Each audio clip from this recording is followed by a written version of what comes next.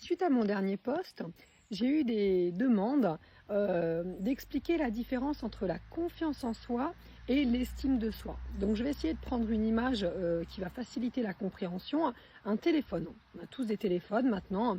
Alors avec un téléphone, on peut appeler et vous allez oser par exemple appeler X ou Y personne. Vous allez oser envoyer un message par exemple. Ça, c'est la confiance en vous. Vous allez avoir confiance de le faire.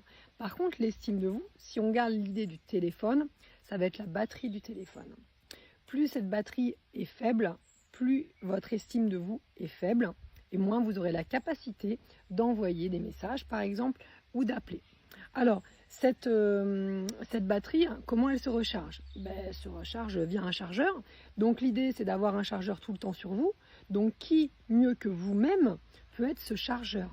Il n'y a que vous qui pouvez recharger votre estime de vous.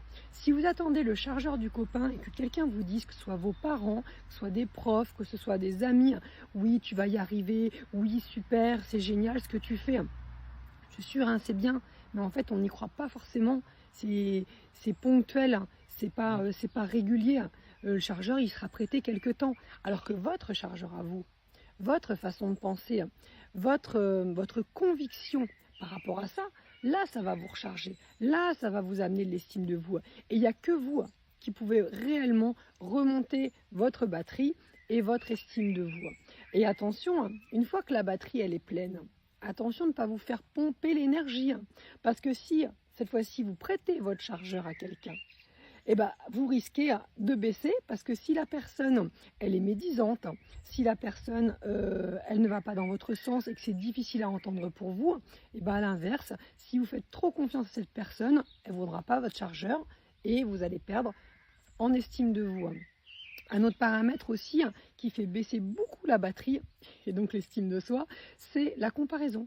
Donc si tu scrolles en permanence sur les réseaux et que tu vois qu'effectivement il y a plein de gens qui font des super trucs alors que toi tu es en loose dans ta chambre, que tu sais pas quoi faire, tu t'ennuies, que tu n'as pas de vacances, que tu n'as pas de soirée, tu as l'impression de pas avoir de potes, ben, tu vas te comparer aux autres et là tu vas te sentir vraiment avec... pas bien en fait, avec une estime très basse, une impression de mais moi qu'est-ce que je fais de ma vie, à quoi je sers quoi. Donc cette comparaison, elle va juste bouffer ta batterie et au final elle t'amènera pas grand chose. Donc l'idée c'est vraiment de se recharger en permanence, motive-toi, vraiment aie des pensées positives, essaye d'aller de l'avant et puis surtout agis. Il faut être en action. Si tu es dans ta chambre ou tu es dans un endroit en train de rien faire, c'est sûr que de toute façon, il ne va rien se passer. Tu peux regarder les autres, mais il ne se passera jamais rien.